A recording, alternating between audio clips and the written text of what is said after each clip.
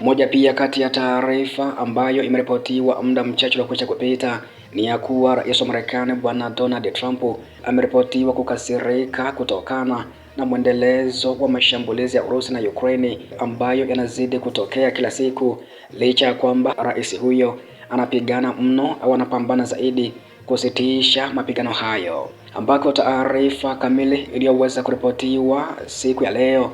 na shirika la habari la Telegraph limeweza kuandika ya kuwa rais wa Marekani Bwana Donald Trump anaripotiwa kuongezeka hasira ya kwamba Urusi na Ukraine bado zinaendelea kufanya mashambulizi ya anga licha ya juhudi zake za amani baina mwa nchi hizo, ambako Telegraph imeripoti huku pia ikinukuu vyanzo visivyojulikana vilivyo karibu na rais Donald Trump.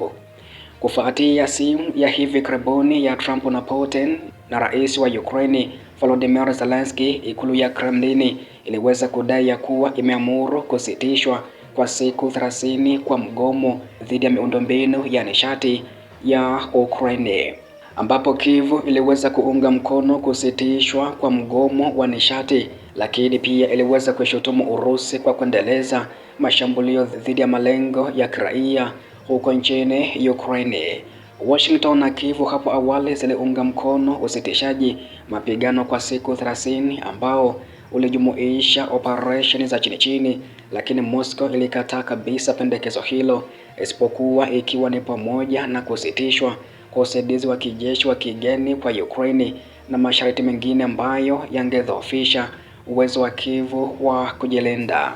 Vyanzo vilivyo karibu na rais wa Marekani Bwana Donald Trump viliweza kuliambia shirika la habari ya kwamba Trump anasalia na nia ya kusuluhisha usitishaji mapigano, lakini anazidi kukosa subira. Licha ya hayo, maafisa wa ikulu wale walio karibu zaidi na rais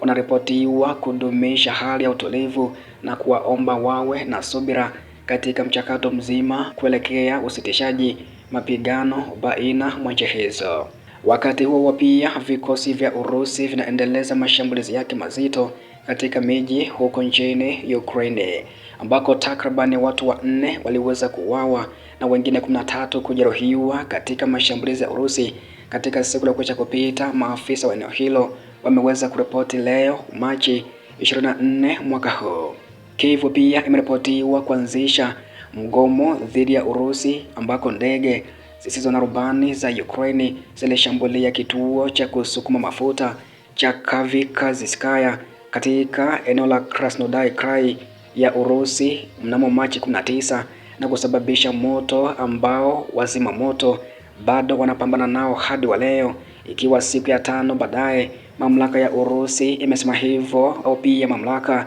zimeweza kuripoti hivyo siku ya leo. Inakumbukwa Machi 21 pia Urusi iliweza kushutumu Ukraine kwa kurusha kituo cha kupima gesi au kwa kushambulia kituo cha kupima gesi cha Sudiza huko mkoani Kursk, ambacho ni kituo kikuu cha usafirishaji wa gesi ya Urusi kwenda Ulaya. Baadaye wafanyakazi wakuu wa Ukraine pia waliweza kukanusha madai hayo, wakishutumu Moscow kwa kuanzisha uchochezi dhidi ya nchi hiyo.